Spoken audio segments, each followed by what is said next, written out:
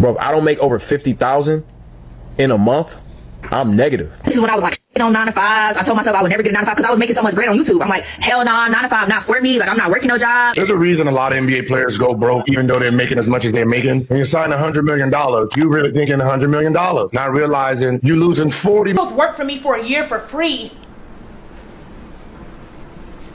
Yeah. The caption says the downfall of B. Simone must watch a millionaire to no liquid. Skittles work for me for a year for free. Yeah. I am not going to turn 30 without having $1 million in my savings account. Nobody is going to out hustle me. I'm going to be a millionaire! Woo!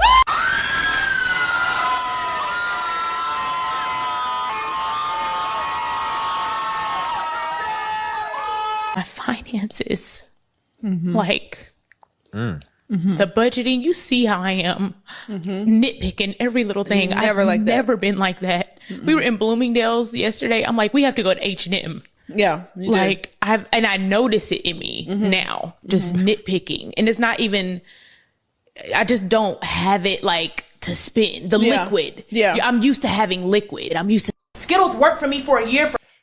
She said we were in Bloomingdale's. Now we have to go to H&M. So, ma'am, you still have dispensable income to be able to shop. That's a blessing. But I guess it's not to the degree that it used to be, because what it sounds like is that she didn't have much visibility over her finances, and she was able to just spend willy-nilly and not even look. Ultimately, this could be a great thing for you, because if that is something that has you almost to the brink of tears, then you really need to reevaluate some things. And it seems like this will be a great character building moment for you, if that's the case, because that's not a big deal, as well as there's really a lesson to take away from this, which is you should have been on a budget to begin with. And ideally, if you were at the point where you had a lot of money and a lot of income coming in, you should have been investing it. And had you have been investing it, it could have been growing on its own. And then when you would get here, you would find that you still probably would have exactly what you had, or maybe even more. But you ultimately weren't a good steward of it, and you decided to spend it on things that depreciate and ultimately don't appreciate. And now this is how you can end up at rock bottom whenever you go through a period. And it's funny because it appears that she could have been popping at one point. But all good things come to an end. All good things come to an end. And so what do you have to show for it after the fact is what I want to know. That's ultimately what I want to know. But y'all, we'll get back into it, y'all. But if you could like the video, I greatly appreciate it. It only takes a second, and it actually helps out more than you know. And also, if you could hype, only takes a click, though. If you could like, definitely need that. Your favorite content creator, 9 times out of 10, is not Her caption says most content creators are not making money. Making their money off of social media. And I was having this conversation yesterday because one of my followers assumed that I was making like the bulk of my money off of social media. And I was like, no, babes, I go to work. Like, I'm just like you. Like, I wiggle that mouse Monday through Friday. Okay. I think that when it comes to social media, a lot of times we look at visibility, virality, follower count, engagement, frequency of posting, and we assume that it's tied to some dollar amount. Most content creators are doing this for the love of the game, okay? TikTok is not paying money through the Creator Rewards program, and unless you see a paid partnership, there is no other avenue to really make money. Of course, people can... I don't think that most people are doing it for the love of the game.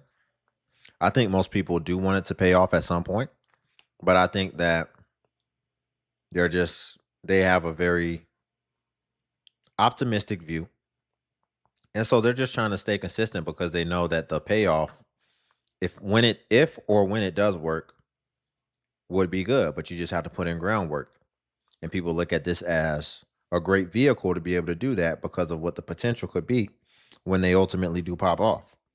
However, what I don't see a lot of people doing is I don't see them using the Pareto principle, which in a nutshell is dropping what's not working and then trying to move on to something different when they see that they're not getting the results that they want.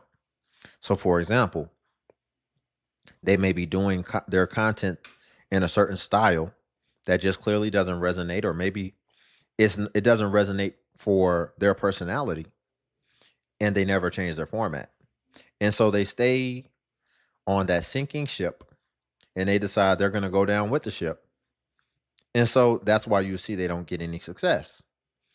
They're not being observant, and they're ultimately not noticing the patterns.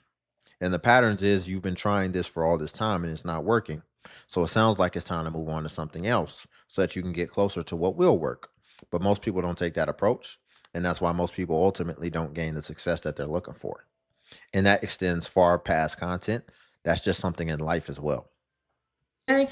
TikTok is not paying money through the Creator Rewards program. And unless you see a paid partnership, there is no other avenue to really make money. Of course, people can sell like digital goods and services, but the average person online is not getting paid. Like, they're not getting paid. It does not matter if you have management. It just doesn't matter for the average person, especially for creators of color. Like, it is a very difficult industry to actually benefit from. You understand what I'm saying? So I don't ever want anyone to look at me and think that like Brandy is getting paid.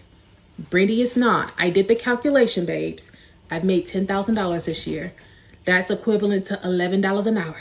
I'm not paying nobody's bill with $10,000 in 5 months. Okay? Your Yes, favorite content creator, 9 times out of 10. $10,000 in 5 months? What?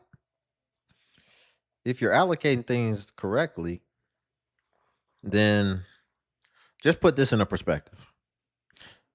I know that rent isn't this much anymore, but let's just say your rent is $1,000 a month. That's $12,000 a year. That could be your rent payment for the year. We can definitely say that could be a car payment, right? That $10,000 could literally offset your car payment for the year. So it can still offset.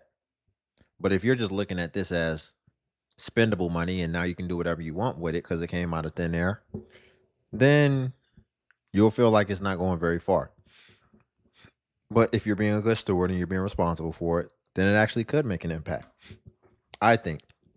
Now, she mentioned the fact that TikTok isn't paying like that. And she's correct. So that means when it comes to content, the vehicle that you choose to get in is also very important. The vehicle. I believe it was a story from Bill Gates. Maybe it was someone else, but it's a great story nonetheless. And the story was about, we'll just say Bill Gates. He had a friend, and he remembered that his friend, lifetime friend, throughout their lives, there was nothing different about each of them. They both had around the same level of intelligence, same type of upbringing, lived in the same neighborhood, everything. And so they were on similar trajectories. So they thought.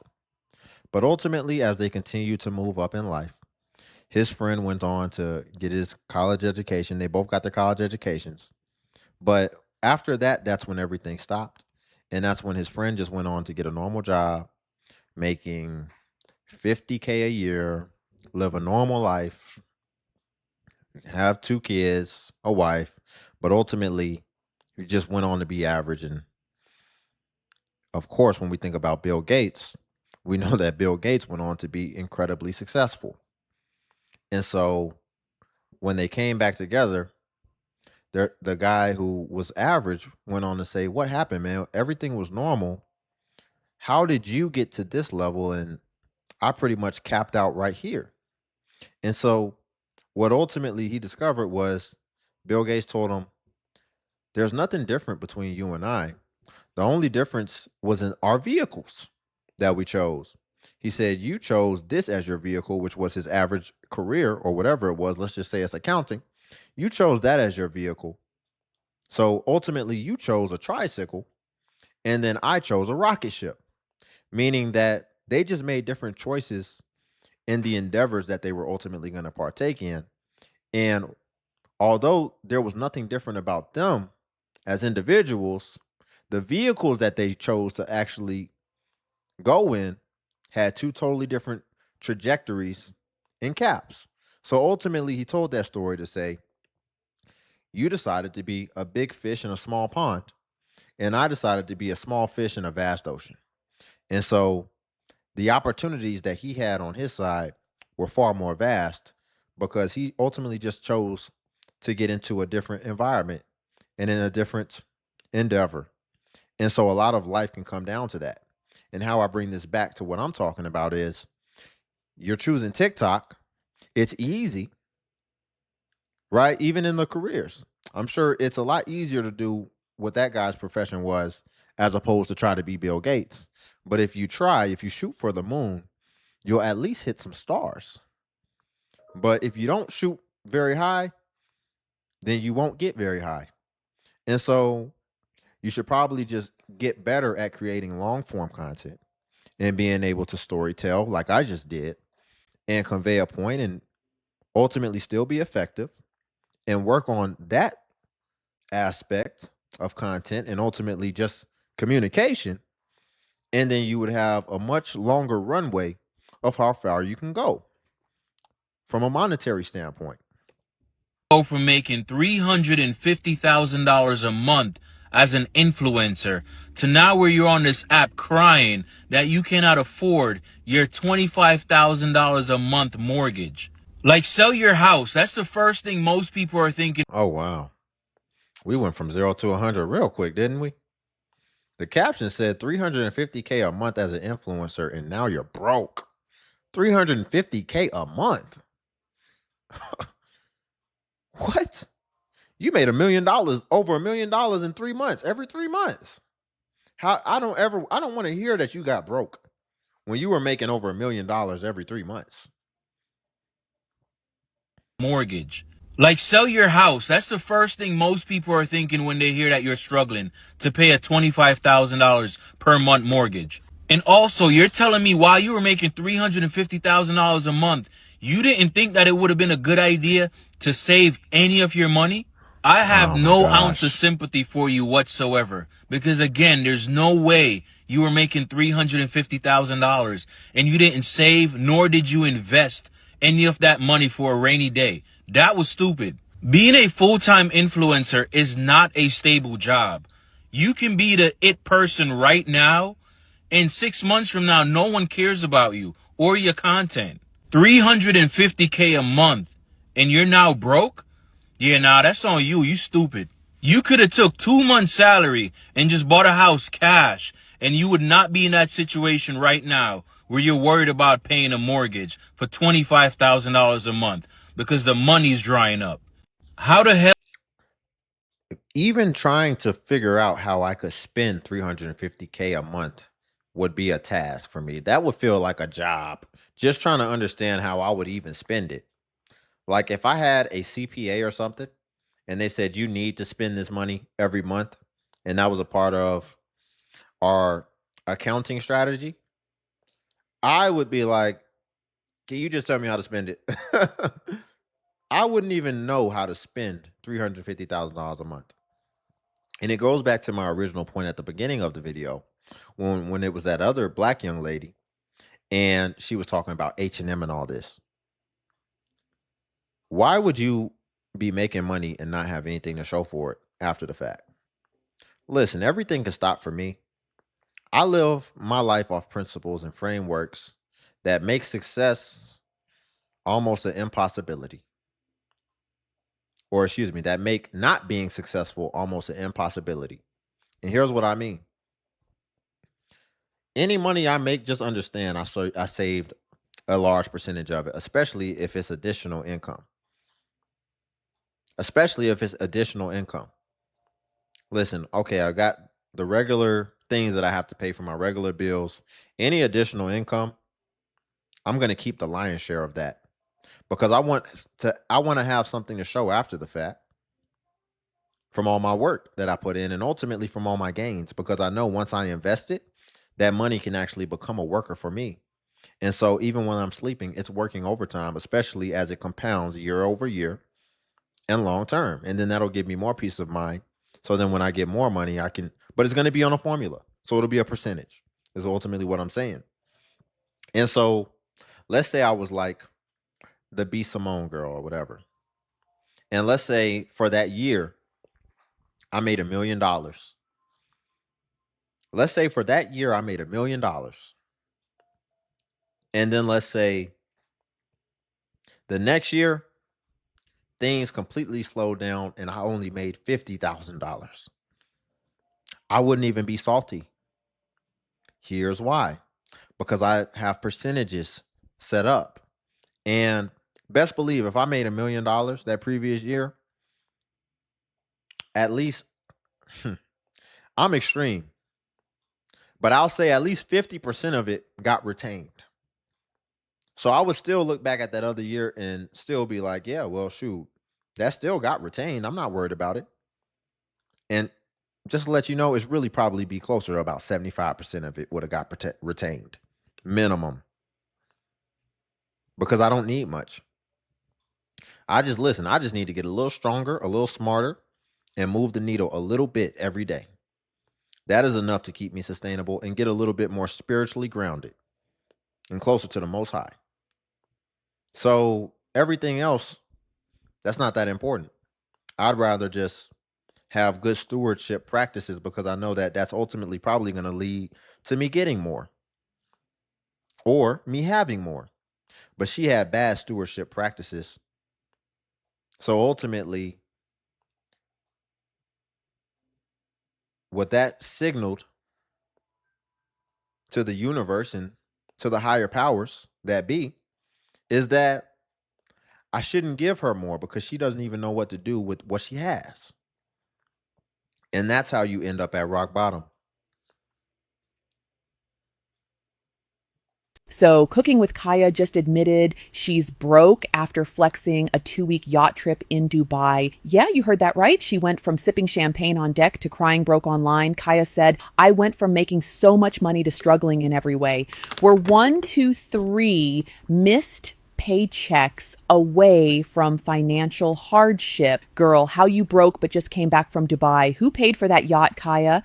Don't tell me the allegations were true. To be fair, she's not wrong. Most Americans really are a few paychecks away from disaster. But let's be real. Kaya's fall from influencer luxury wasn't bad luck. It was bad business. She had multiple chances to pivot. When she first went viral, she could have started a YouTube cooking show, 8-minute episodes, brand deals, ad revenue. She could have built an empire. Then came streamer. She wasn't on YouTube? That's not smart. But I'm gonna let it finish. But just keep in mind, pivot. That's very important. And I can't wait to talk about that.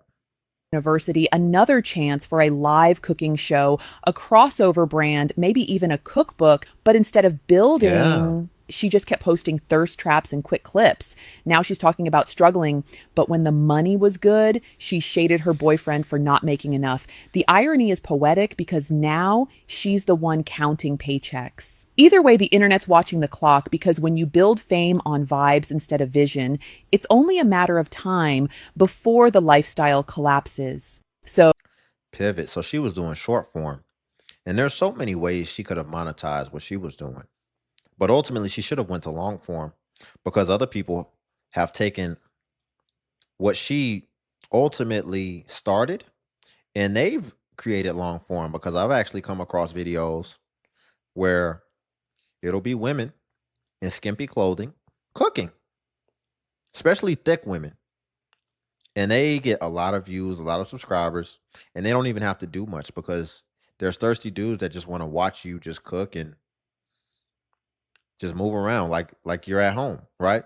It's a lot of working dudes out there who wish they had a woman with some short shorts on cooking for them. So they'll watch your video just to be able to get that feeling. And so other people have done that and they're actually making a lot of money. But you had the biggest opportunity to do that, which would have come with a plethora of other things that you could have then capitalized on and grew.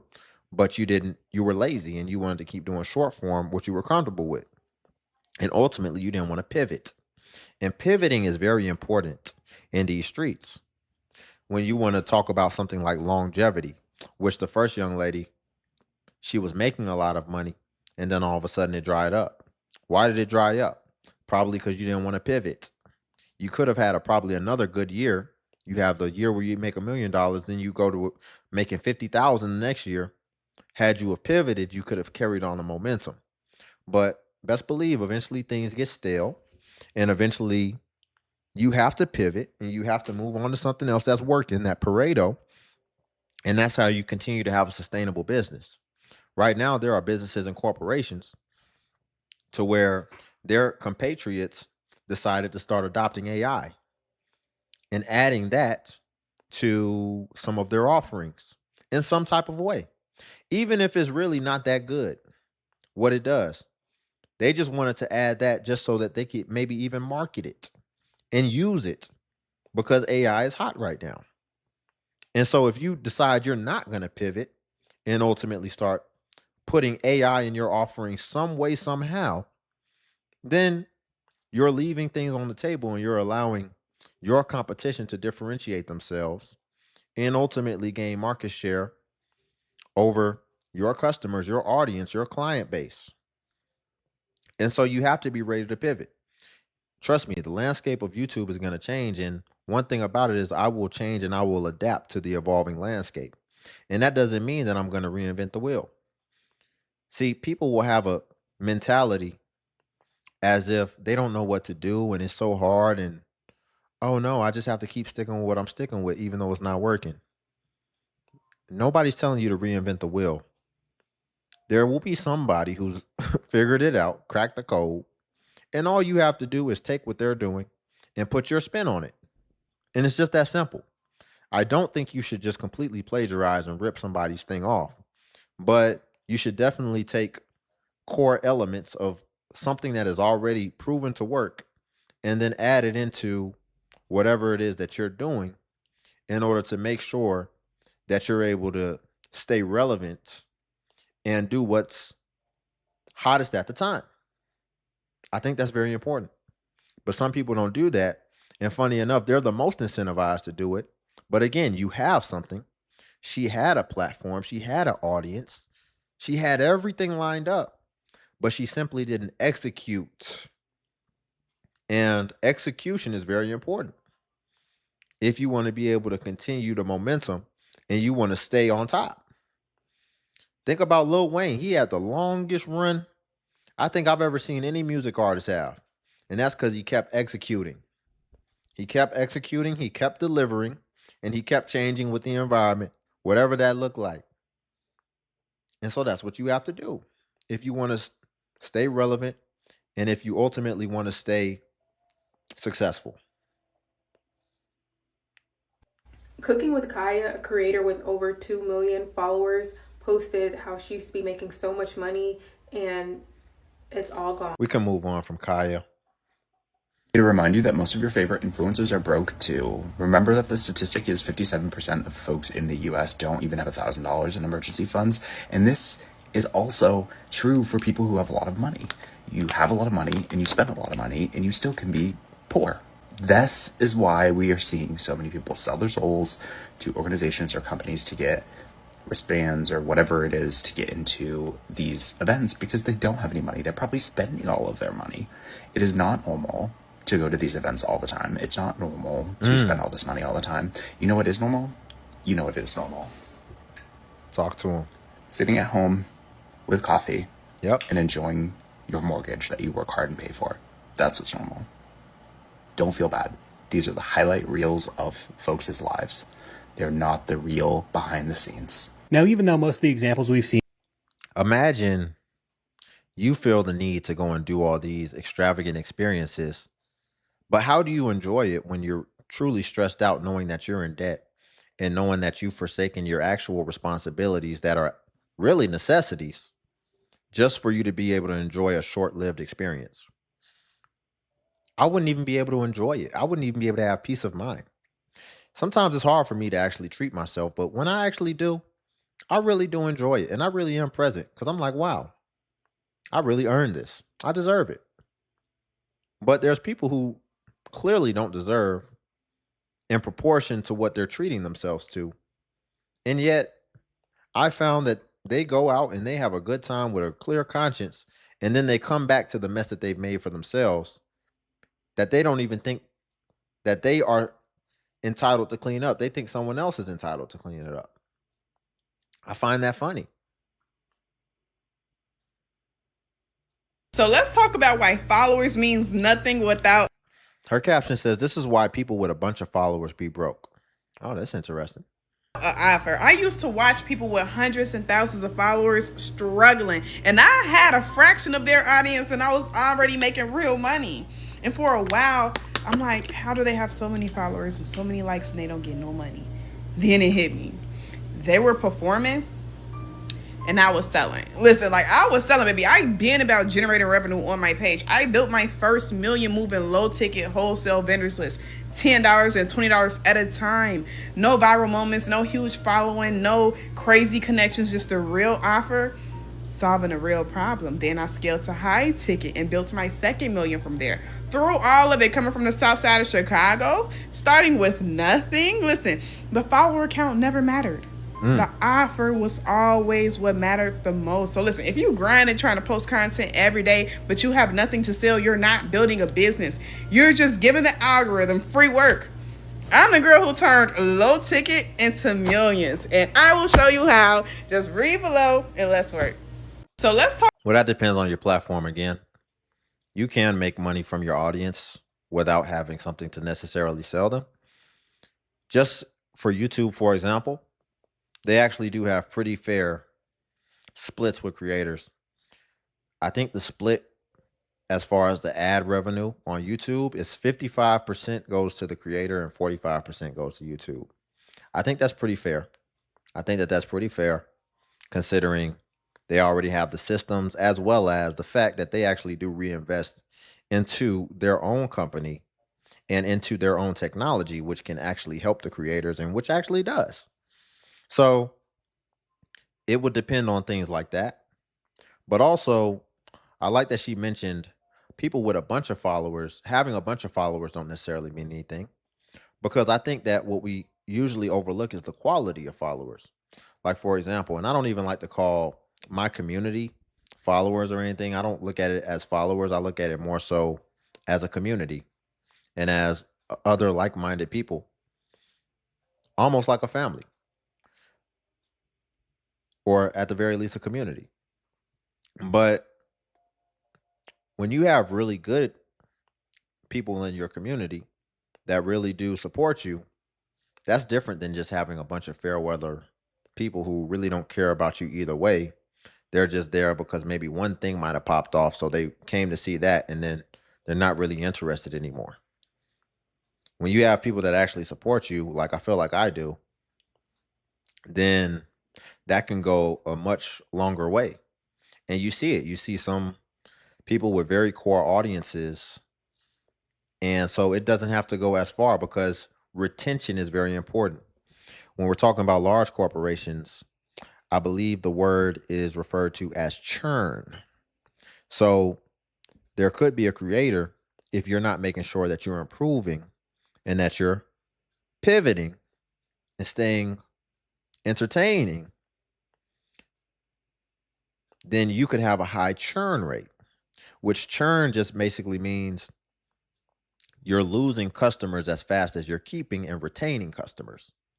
So people are dropping off at either the same rate or maybe a greater rate than they're actually coming and staying.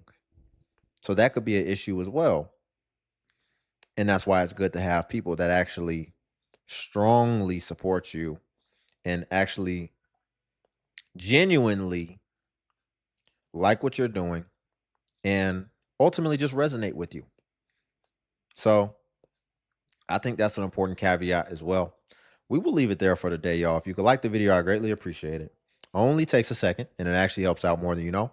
And also, if you could hype the video. Hype is a new feature that YouTube offers where it helps smaller content creators like myself. And basically, when you hype, it actually pushes us to the extent that it pushes the larger content creators. So you just press the hype button and it shows the points. And since I am a smaller creator, a smaller channel, we actually get more points per hype. And hype was designed for smaller channels. So that's why we get more points. But if you run across a video and you don't see the hype button, excuse me, then it's probably been over 7 days, and hype usually vanishes after 7 days. So It's usually best practice if you want to hype to just go ahead and hype while the iron is hot. And also, if you want to become a member, the join button is on the video. And what becoming a member of the DXU family would come with is you would get badges next to your comments that would show people that you are a member whenever you leave a comment, as well as you would get early access to content and even exclusive access to videos that aren't available to the general public. So again, if you want to join the members family, then the join button is on the video. But until then, I'll catch you in the next video.